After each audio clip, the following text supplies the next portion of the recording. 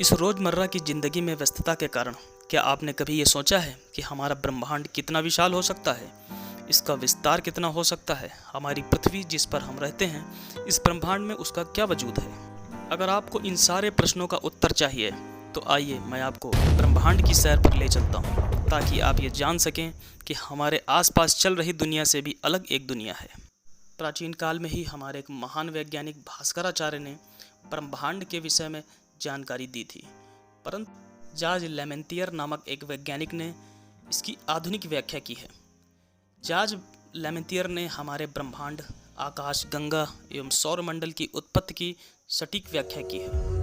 अब मैं आपको इस ब्रह्मांड के अथाह विस्तार के बारे में जानकारी देता हूँ।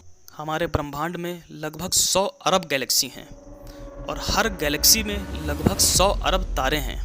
एक गैलेक्सी किसी भी आकार की हो सकती है, जैसे अंडाकार, वृत्ताकार या अनियमित। इन 100 अरब गैलेक्सी में हमारी भी एक गैलेक्सी है, जिसे हम मिल्की वे, आकाशगंगा या दुग्ध मेखला भी कहते हैं। हर तारा अपनी गैलेक्सी के चारों ओर चक्कर लगाता रहता है। हमारा सूर्य, जो कि एक तारा है, वह लगातार अपनी गैलेक्सी का चक्कर लगा रहा है। हमारी गैलेक्सी की ही विशालता आप इस बात से समझ सकते हैं कि सूर्य हमारी गैलेक्सी के केंद्र से लगभग 30,000 प्रकाश वर्ष दूर है।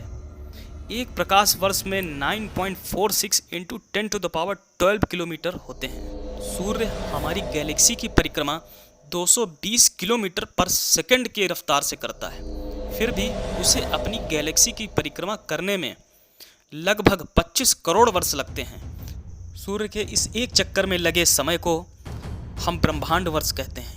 सूर्य हमारी गैलेक्सी का एक तारा है, जिसके निकट एक दूसरा तारा अवस्थित है, जिसे हम प्रॉक्सिमा सेंचुरी कहते हैं। हमारा सौरमंडल सूर्य की परिक्रमा करता है। हमारे सौरमंडल के निकट ही एक दूसरा सौरमंडल भी स्थित है, जिसे अल्फा सेंचुरी के नाम से जाना जाता है। हमारे सौरमंडल में सूर्य से निकटता के क्रम में बुध, शुक्र, पृथ्वी, मंगल, बृहस्पति, शनि, अरुण और वरुण स्थित हैं।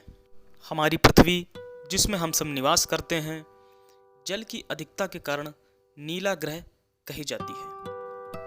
पृथ्वी हमारे सौरमंडल का तीसरा एवं क्षेत्रफल के हिसाब से 5वां बड़ा ग्रह है।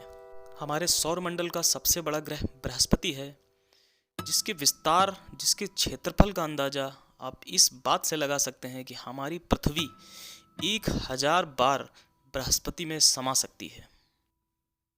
दोस्तों, अब आपको इस ब्रह्मांड की विशालता का अंदाजा लग गया होगा।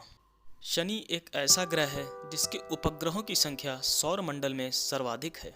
इस ब्रह्मांड में हमारी पृथ्वी एक बड़े फुटबॉल ग्राउंड में पड़ी धूल के एक कण के बराबर स्थिति रखती है।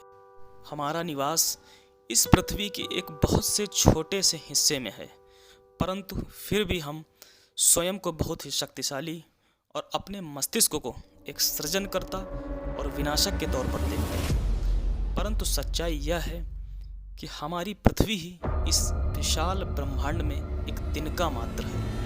आज के इस युग में हमने विज्ञान के क्षेत्र में चाहे जितनी ही प्रगति कर ली हो, परंतु यह प्रकृति की सृजनात्मक शक्ति के आगे बहुत ही तुच्छ प्रतीत होता है। दोस्तों, आपको यह जानकारी कैसी लगी कमेंट में बताएं।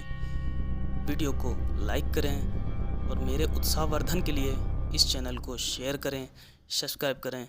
धन्यवाद।